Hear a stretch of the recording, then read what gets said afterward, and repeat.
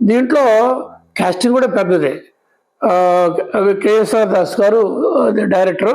Casting Krishna గారితో పాటు విజయ నిర్మల గారు, నాగభూషణం గారు చాలా పేరు కొట్టేశారు. నాగభూషణం గారు ఆ సినిమాలో ఒక తమాషైన కామెడీ విలన్ అనమాట.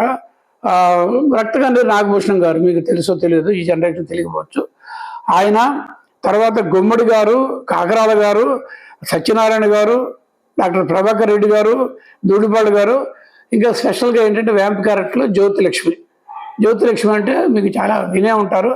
జయమాలిని జ్యోతిలక్ష్మి సిస్టర్స్. ఆ జ్యోతిలక్ష్మి అప్పట్లో నెంబర్ 1. తర్వాత జయమాలి వచ్చింది అనుకోండి. నేను కెమెరామన్ అయ్యేటానికి జయమాలితో పాటు నేను కూడా సినిమాలు చేశాను. వీళ్ళందరూ పెద్ద కాస్టింగ్ అనమాట. ఈ సినిమా గురించి ఎక్కడ పేపర్లో యాడ్ వచ్చినా, రివ్యూస్ ఇచ్చినా, పెద్దవాళ్ళు ఏదైనా 4 మాటలు చెప్పిన ఎన్టీ రామారావు గారు కానీ, ఇంకా వేరే ఎంజీఆర్ కానీ, తమిళ వాళ్ళు కానీ ఈ సినిమా సక్సెస్ గురించి మాట్లాడుతూ చెప్పిన దాంట్లో ఫస్ట్ స్వామి గారి గురించి మాట్లాడేవాళ్ళు. ఈ సినిమాకి 2 హీరోలు.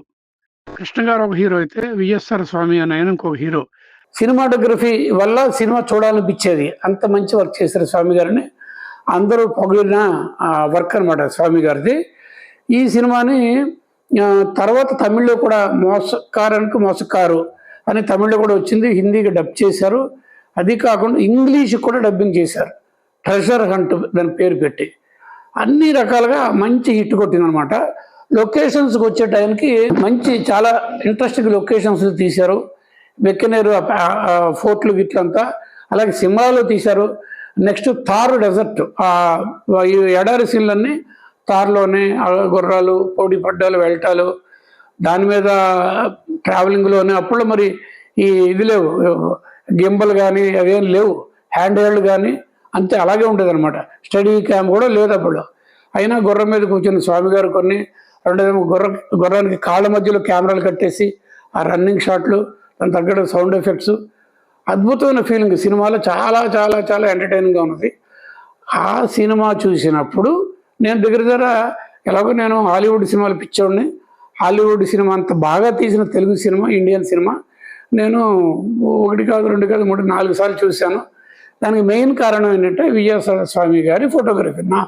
నా యాంగిల్ నుంచి ఆ సినిమా చూస్తున్నప్పుడు అప్పుడు నేను అబ్జర్వ్ చేసింది ఏంటంటే, సినిమా వచ్చేది కెమెరామెన్కి ఎక్కడ ఏమి ఎప్రిసియేషన్ ఉండదు. ఊరికి ఒక కార్డు పడుద్ది, అది చూస్తూ ఉంటారు అంతే. మార్కస్ బర్డ్లే గారు అంతే, పిఎల్ రాయ్ గారు అంతే. బట్ కెమెరామెన్కి అంత రెస్పాన్స్ ఉండే పీరియడ్ కాదు అది. ఆ టైము 70s.